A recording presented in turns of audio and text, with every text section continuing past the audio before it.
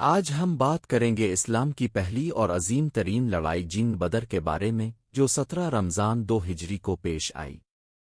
یہ وہ دن تھا جسے قرآن نے یوم الفرقان کہا، یعنی حق اور باطل کے درمیان فرق کا دن۔ پس منظر: ہجرت کے بعد مسلمان مدینہ میں آباد ہو چکے تھے، لیکن مکہ کے قریش نے دشمنی ختم نہ کی۔ وہ مسلمانوں کو مٹانے کے منصوبے بنا رہے تھے۔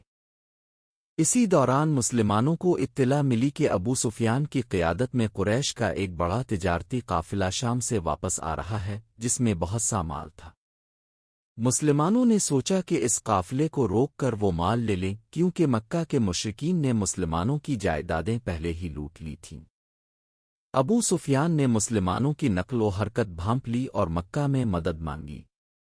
قریش نے تقریباً 1000 افراد پر مشتمل ایک لشکر تیار کیا۔ ادھر رسول اللہ مدینہ سے تقریباً 313 صحابہ کرام کے ساتھ نکلے۔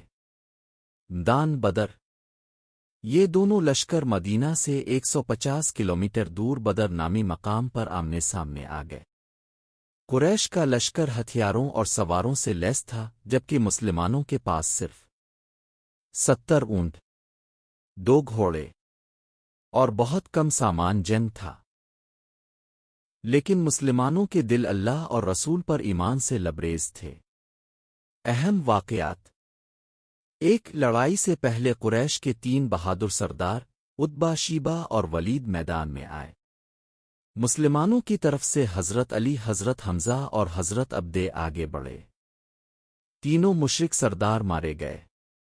یہ پہلا زبردست جھٹکا تھا قریش کو۔ پھر عام لڑائی شروع ہوئی۔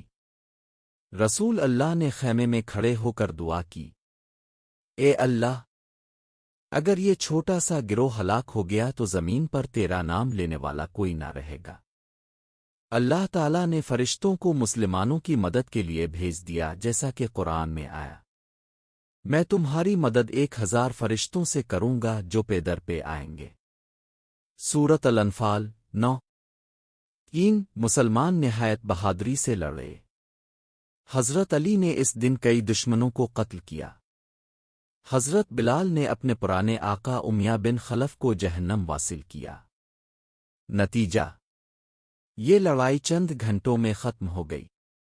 قریش کے 70 سردار قتل ہوئے، جن میں ابو جہل بھی شامل تھا۔ 70 گرفتار کیے گئے۔ مسلمانوں کے 14 صحابہ کرام شہید ہوئے۔ یہ اسلام کی پہلی عظیم فتح تھی۔ اس کے بعد عرب کے قبائل کو یقین ہو گیا کہ یہ چھوٹا سا گروہ اب ایک بڑی طاقت بننے والا ہے۔ سبق اور پیغام: 1. ایمان اور یقین تعداد اور اسلحے پر بھاری ہے۔ 2. اللہ کی مدد ہمیشہ ان کے ساتھ ہوتی ہے جو اخلاص سے اس کے دین کی خاطر جدوجہد کرتے ہیں۔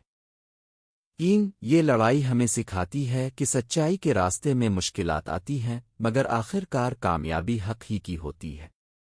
ناظرین، جنگ بدر صرف ایک لڑائی نہیں تھی، یہ اسلام کی بقا کی جنگ تھی۔